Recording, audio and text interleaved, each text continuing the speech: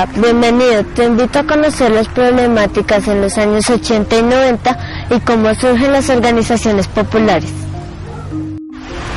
¿Cuáles eran las problemáticas en los años 80 y 90? ¿Cómo crees que era la vida en ese tiempo? Pues en ese tiempo la vida era muy tranquila, era muy bonita, había problemáticas, pero pues no se hacían tan notorias. Pues en ese tiempo las condiciones de vida no es que hayan variado mucho. Las dificultades económicas, sobre todo en estos sectores populares, siempre han sido como una constante.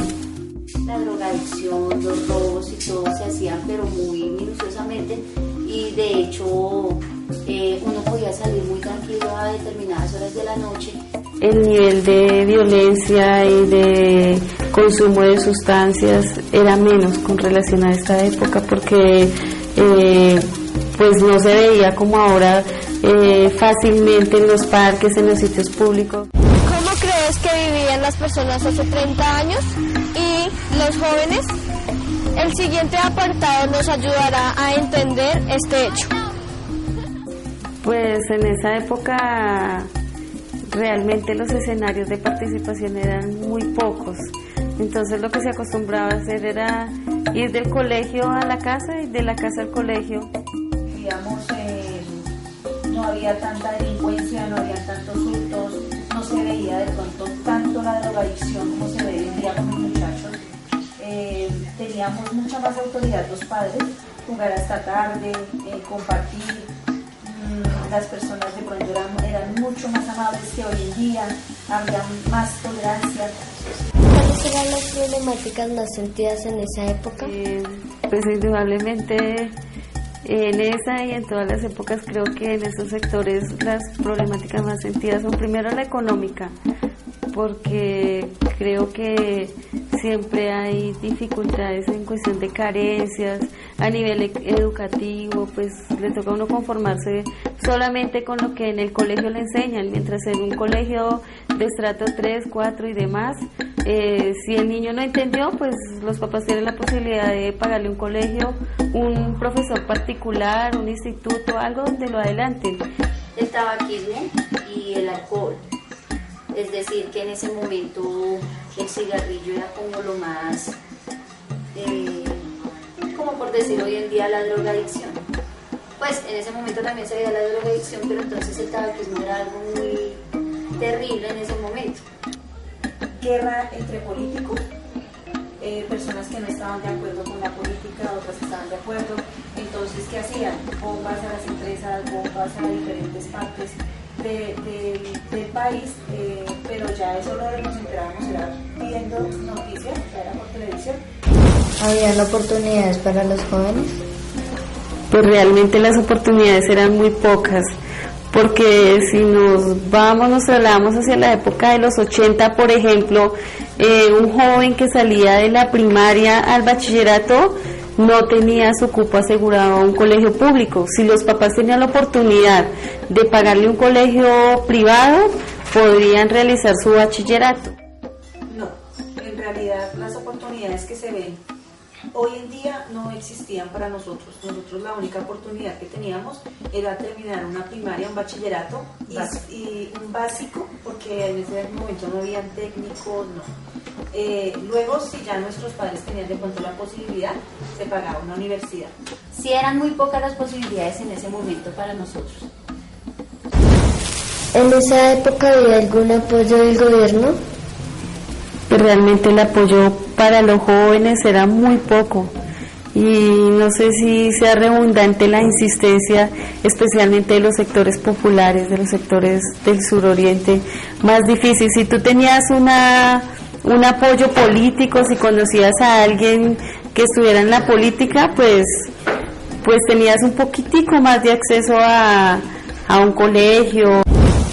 ¿Qué hicieron para salir de esa situación? A medida que pasó el tiempo, cuando nosotras íbamos creciendo, ya el gobierno empezó a implementar ya ayudas para la educación, para vivienda y para las demás que se ven ya hoy en día.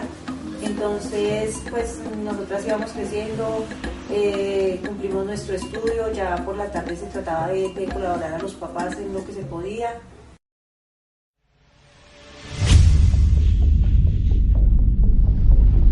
Después de comprender las problemáticas de los años 80 y 90, ¿qué solución le dieron a este problema?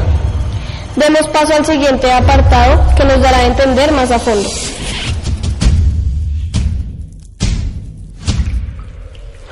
Cuéntanos hace cuánto tiempo realiza trabajo social en el territorio de Suroriente.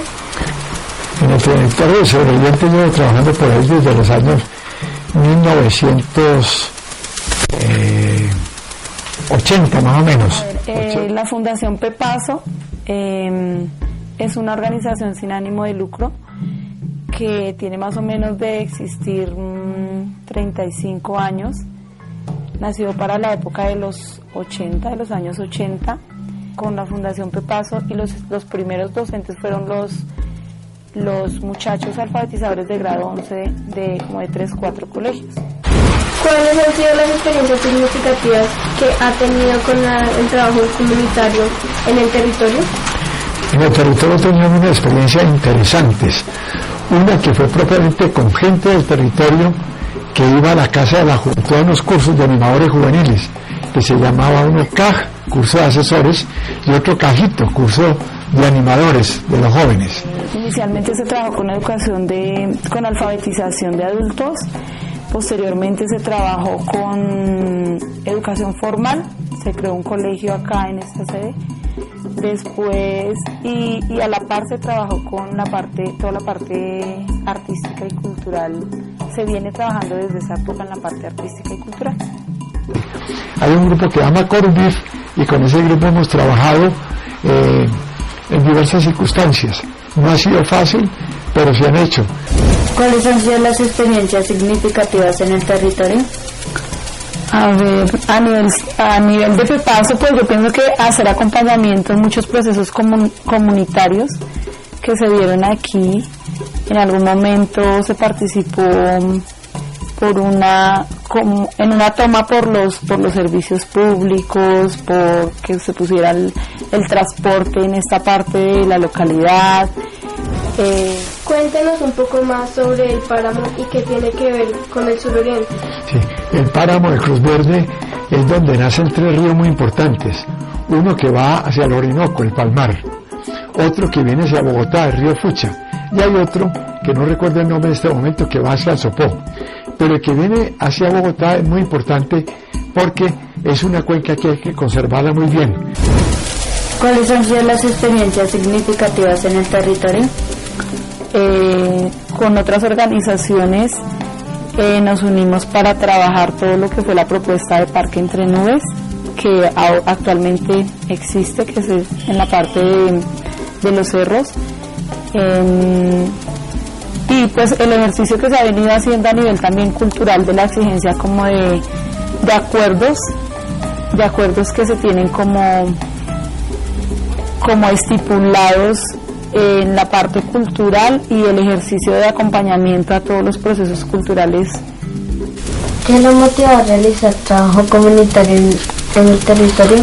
En el territorio me motivó algo muy especial, la gente. Porque yo en la Casa de la Juventud trabajaba, pero era en el centro de Bogotá. Pero cuando venía a este sector, yo veía que había gente muy animada y que ya estaban surgiendo grupos de teatro, grupos de académicos, grupos sociales, grupos de cambio social, y me gustaba mucho eso. Porque una de mis hermanas hacía el servicio social acá, hacía todo el ejercicio de alfabetización de adultos, y aquí en la fundación hacían como unos centros literarios, unas cosas muy bonitas como los días viernes. Proyectaban películas con todos los estudiantes, y me parece algo muy bonito. Entonces yo venía a acompañar a mi hermana los viernes. ¿Usted considera que el trabajo comunitario ha ayudado a la comunidad a solucionar problemáticas sociales? Sí, yo creo que este trabajo comunitario ha ayudado muchísimo. Por ejemplo, en el caso de legalización de terrenos, algunos barrios por acá surgieron más como una invasión. y la gente se ha organizado y después ha logrado que le legalicen el terreno. Por ejemplo, Aguas Claras es un terreno que lo legalizaron, entonces cada uno se siente ya dueño de su casita y cuida mucho todo el ambiente. Allá, por ejemplo, en este momento han sembrado bastantes árboles, como una especie como de 50 tipos diferentes de árboles alrededor del río, la quebrada de Aguas Claras, que cada río Fucha. ¿Qué mensaje le puede dar a los jóvenes? Que lo más importante es que los muchachos tengan la posibilidad de participar de pronto de todos los procesos comunitarios que hay en esta localidad, en esta ciudad, pues como para que se alejen de un montón de cosas como que los están perjudicando bastante. Entonces es importante que los chicos vean que hay organizaciones que hacen trabajo comunitario, que buscan que los jóvenes se organizan, que buscan que los jóvenes estén en otras dinámicas artísticas, culturales, para que pues fortalezcan sus aprendizajes, para que ocupen su tiempo libre, para que se reconozcan más como jóvenes, para que participen más de la política de este país. O sea, sería muy bueno que los chicos se concientizaran que ellos hacen parte del presente y del futuro de este país y que tuvieran en cuenta que también organizarse y también hacer otra clase de cosas aparte del estudio académico que ellos hacen en los colegios es una posibilidad muy buena que les abre muchas puertas, porque si en determinado momento lo hizo conmigo, que eso fue hace muchísimos años, ¿por qué no ahorita que hay muchas más posibilidades para que los chicos se vinculen? Eso me parecería súper, que los chicos se vincularan a muchos esfuerzos comunitarios. Ahora hemos comprendido cómo las organizaciones han ayudado a la comunidad.